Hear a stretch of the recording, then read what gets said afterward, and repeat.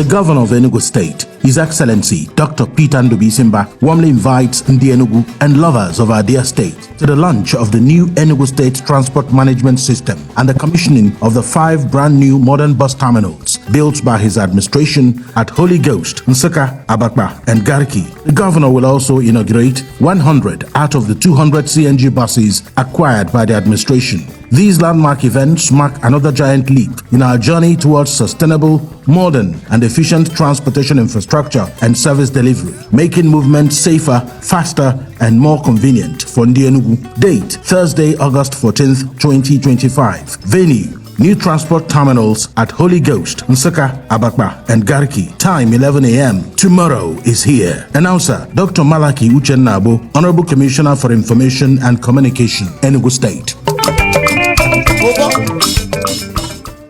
Demolition is started by demolishing their businesses. An entrepreneur of that level demolish people's businesses. That you are making way for a transport terminal. A transport terminal. Government is supposed to do with strategic planning, deep thinking, relating with the people. He demolished their businesses at Ogige Market in Soka. 4,000 people became unemployed overnight. Over 50 people died. Those that did not die are suffering from paralysis of stroke.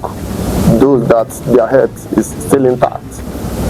Unfortunately for them, suddenly somebody who was doing well is not begging for. But they said he paid compensation to these people whose shops were demolished. I understand you're talking about the 4 different areas. Holy Ghost, we're talking about Abapa and the likes. So he paid compensation to these people, even though, yes, some persons are still complaining that they've not received any compensation, but significant amount of persons said they have received compensation in that regard, and they were duly communicated. He did not pay them compensation. Compensation when you properly assess what you destroyed. And the assessment should not be done by you. You bring in Nigerian Institute of Estate surveyors and valuers. They will value it. He's a professional. You bring professionals into it. They'll quantify it. And you'll be able to bring out a figure. We know how much a petrol station costs. How much did he give to Onisha South? You know how much constructing a warehouse cost? How much did he give to Igwe within Galamarka? We used to have a 6 flat there. It's owned by the Igwe within Galamarka. It was demolished. And I know a whole lot of things are still happening around there. It is not his character to compensate.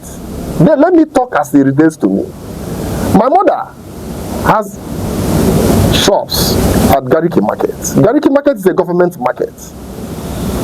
The government technically forced them 40 years ago to move to Gariki. After Kano Market, that is the name.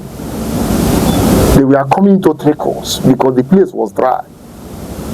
They are business women. They cannot move their shops to a place where you don't have population. But along the line, they had to move. That was old Enugu local government area. Their shops were demolished in Gariki. My mother, it pained her, may her soul rest in peace. She was pained because she knew how she was able to gather money to pay for that. I still called her Mamo. The governor said that she's going to pay people compensation.